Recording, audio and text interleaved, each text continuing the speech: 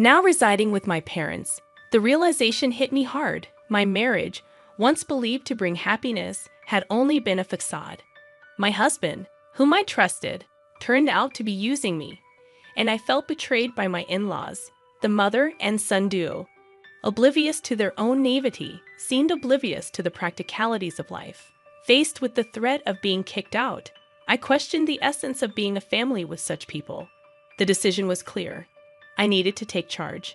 Swiftly reaching out to everyone, I initiated preparations for the next chapter of my life. As for the household items, I arranged for a service to pick them up. The following day, furniture and appliances were taken away, prompting a panicked response from my husband. I am Michelle Thompson, a 35-year-old woman who has been working from home since college. Despite a monthly commute, I am a full-time employee thanks to the accommodating nature of my company. A motorcycle accident during my college years left my legs disabled, confining me to a wheelchair. Despite ongoing rehabilitation efforts, the prospect of improvement remained bleak. Embracing my condition, I had initially resigned to the idea of lifelong singleness. However, a blind date arranged by friends reintroduced the desire for companionship. I met Ken, my now husband, who, despite being 5 years my senior, exuded youthful energy. His straightforward demeanor, though bordering on rudeness, intrigued me. Ken's genuine curiosity about my life in a wheelchair set him apart, and I appreciated his unfiltered interest. Despite societal norms, his bold inquiries made me feel seen and understood. As we continued dating, I convinced myself that happiness awaited me with Ken. Blinded by the prospect of a lasting connection, I eagerly accepted his proposal after just 6 months of dating. Immediately after our marriage, things took an unexpected turn. Ken and I decided to move into my standalone house, which, despite being a rental, was relatively pricey but exceptionally wheelchair-friendly. It seemed the previous tenant had made the place more accessible, and Ken appreciated the spaciousness. Since I spent a lot of time at home, I naturally took on most of the housework. Occasionally, when I asked Ken for help, he would dismissively claim exhaustion, refusing to lift a finger or assist me in the bath. Despite managing on my own, bathing took longer, and I reminisced about the days when a caregiver visited twice a week to help. Frustrations mounted as Ken neglected to put away bath items, making the process even more time-consuming. Pleas for understanding fell on deaf ears, as Ken failed to recognize the house's design catered to my needs. It became evident that Ken's initial attraction had been to the house, appliances, and my ability to handle chores despite my disability. His unemployment and nightly partying further strained our relationship. While the realization was heart-wrenching, I clung to the notion that our marriage must have some love to it. Financial issues crept in, with Ken increasingly relying on me for money. Seeking advice from his mother only brought biased support, leaving me feeling lost without any family to turn to. Friends dismissed my concerns, emphasizing Ken's facade. Ken's unpredictable behavior, fueled by alcohol, pushed me to my limits. I grappled with the dilemma of enduring the situation or facing a solitary future. Just as the idea of divorce started to gain prominence, Ken unexpectedly proposed living with his parents. Stunned, I learned he intended for them to move into our place. While I understood the desire to be near aging parents, their good health made the proposition perplexing. I couldn't comprehend why Ken's parents were considering moving from their own home to ours. Did they genuinely need to stay here?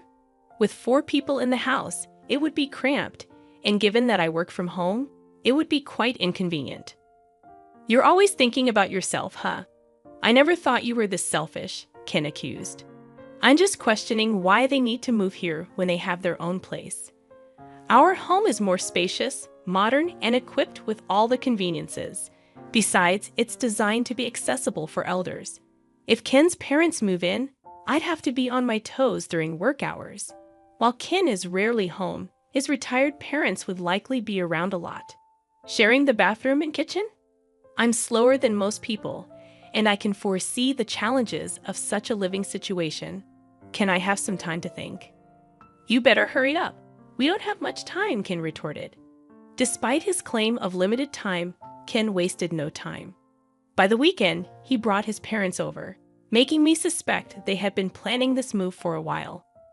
You know, I've been thinking. Maybe you should consider a facility, Ken's mother suggested. What? I couldn't believe what I was hearing. A facility for me? Yeah, it's a good idea, right? You have your own limits. In a facility, they take care of everything. It became apparent that Ken wasn't just contemplating his parents moving in. He was also considering sending me away. I'd visit you from time to time. That statement jolted me awake. If not now, then when, Ken? What am I to you? Your wife, right? Would you really tell your beloved wife to go to a facility? Hold on. When did I say I love you, Michelle? Ken's words flushed my face with anger. This guy, Ken, was using me. Wasn't it my fault for letting it get to this point? I thought I had to draw a line. Then, even more shocking words came out of Ken's mouth. In this house, I'm going to live with my parents. You, an outsider, can go live in some cheap facility. What'd you just say? I looked to his parents, hoping for support, but they just had eerie grins on their faces. Why are you laughing? What's the big deal, huh? Were they targeting my home even before our marriage? Things have been escalating too fast lately. I need to evict these people. Please leave. What, leave now? How can you talk to my parents like that? I felt like I saw the real Ken. He was yelling at me with such fury. If he cares so much for his parents, why doesn't he earn his own money and build them a house? Why does he have to take mine? My head felt like it was on fire. It's okay, Ken. Michelle must have been shocked since we came unexpectedly, his mother said. We just came to check the place today. Yeah, we need to check before moving in. Looks like there are more appliances than last time. Seems comfy to live in. They were genuinely here to take over my home. In an attempt to steady my nerves, I took a deep breath, inhaling oxygen. A sudden question lingered in my mind. If I leave, how are they planning to sustain themselves? His parents rely on a pension, and Ken is just a part-timer. I'm covering all the rent and living expenses. Who's going to handle the $2,800 monthly payment? Do his parents assume Ken is covering the living expenses? Disregarding my concerns, his parents cheerfully departed, with Ken following suit. I'm going to stay at my parents' tonight. Hold on, we need to talk. There's nothing to talk about. I, the man of the house, have decided. I won't change my mind. Left alone in shock, I couldn't linger in that state. I promptly contacted a real estate agent I knew.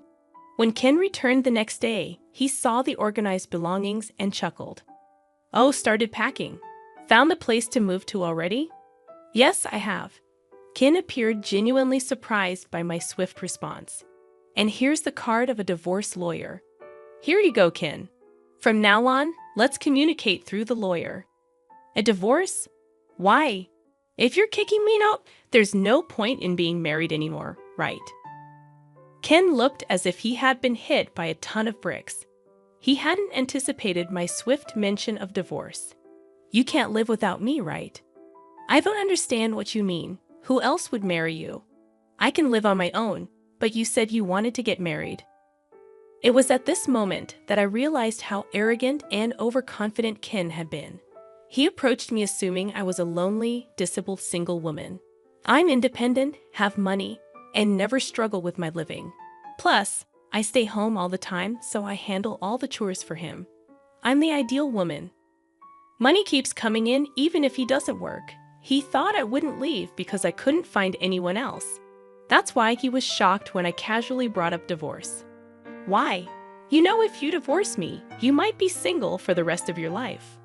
Well, if it means living a married life with you, I'd rather be single forever.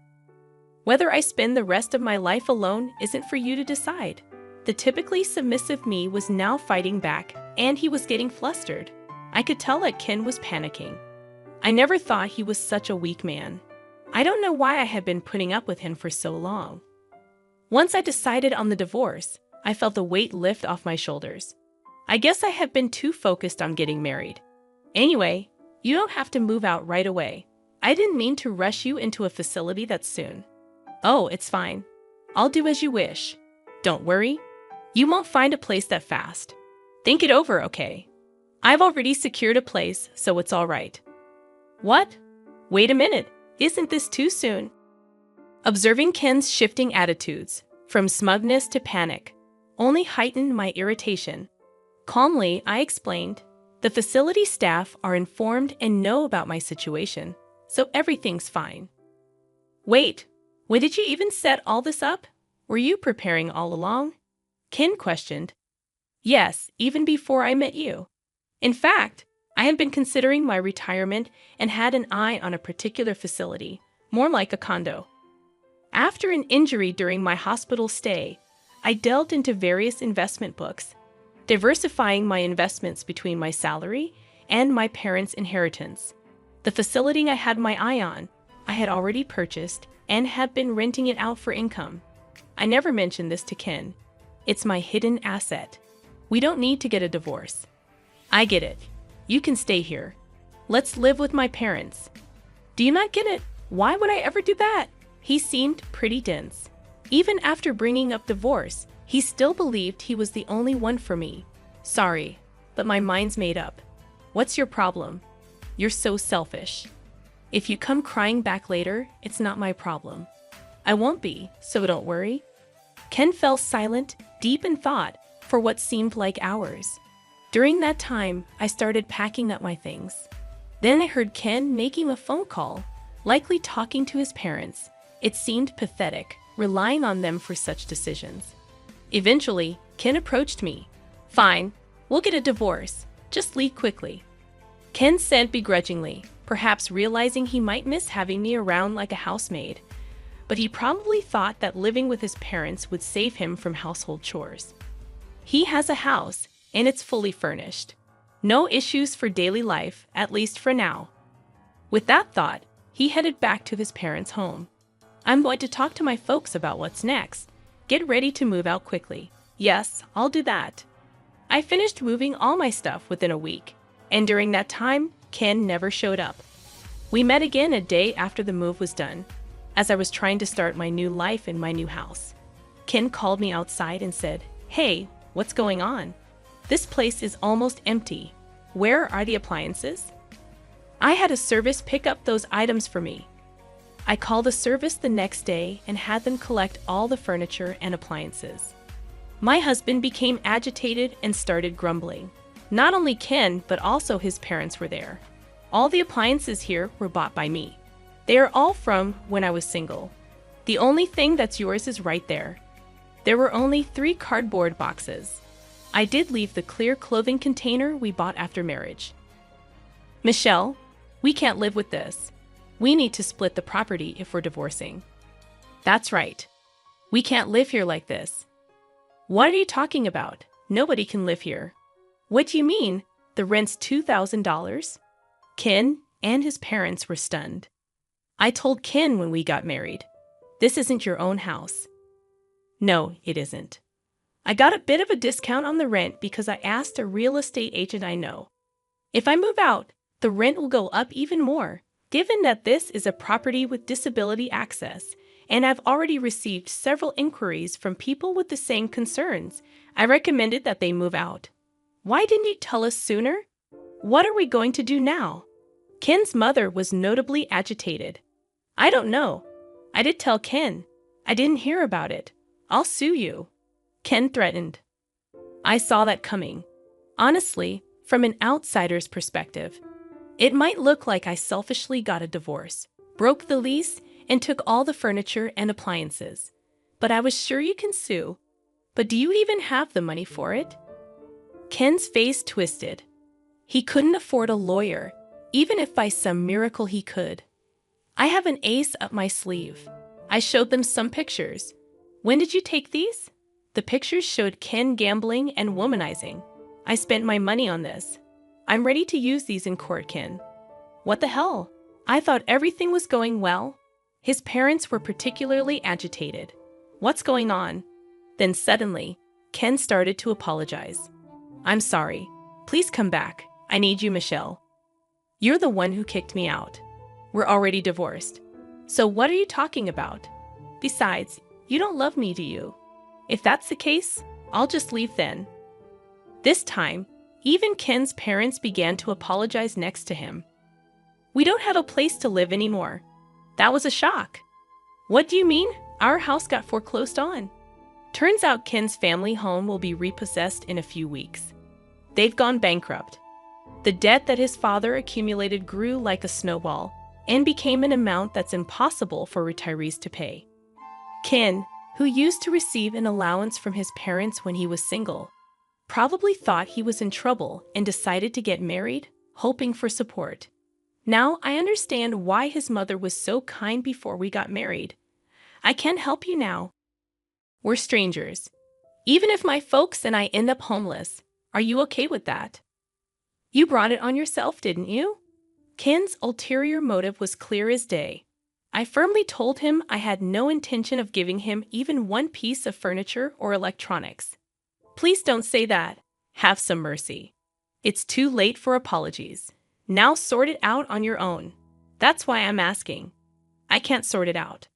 I told Ken and his father, who were so persistent, that if they couldn't pay the rent, they should move out.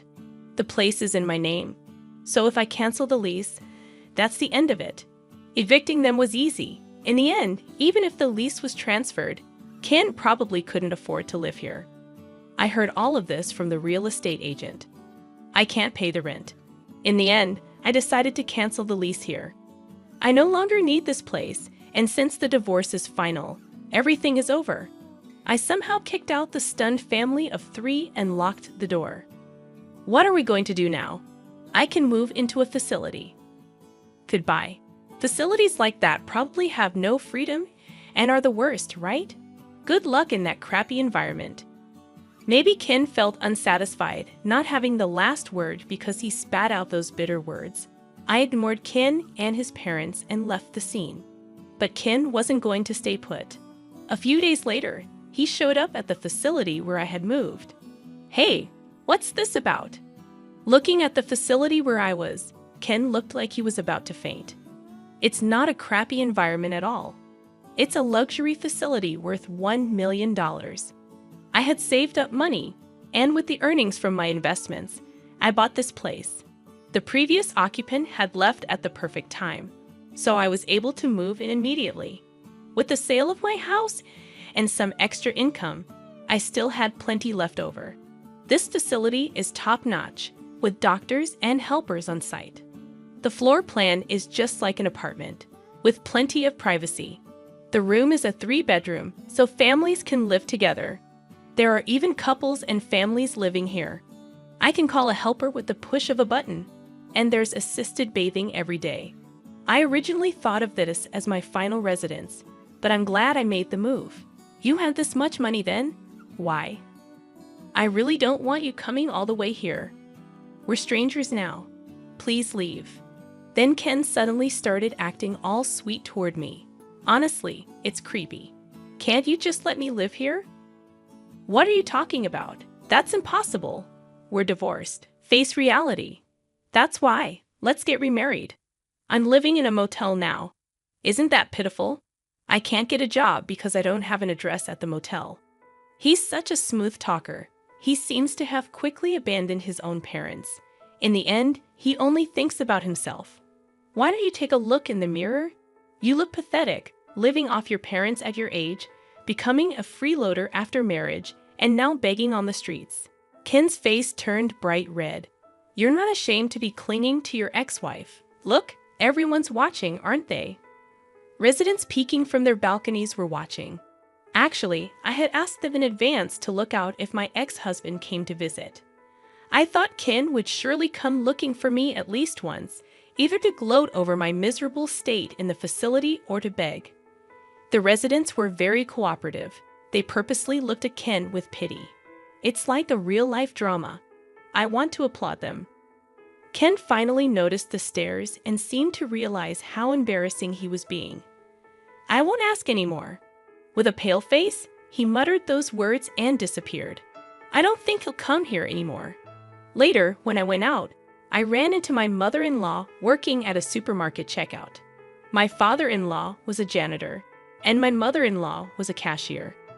As soon as my mother-in-law spotted me, she turned her face and tried to hide. She was being scolded by a young employee for her attitude. Ken was apparently introduced to a job by someone he met at the motel cafe and was being exploited at a very low-paying job site. I frequently host home parties and live happily every day with people from the same facility.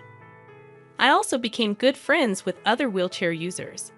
If I had known such a community existed, I would have moved here sooner. I found the time to attend physical therapy sessions. My current goal is to get my legs moving on my own. I lead a fulfilling life both at work and in private.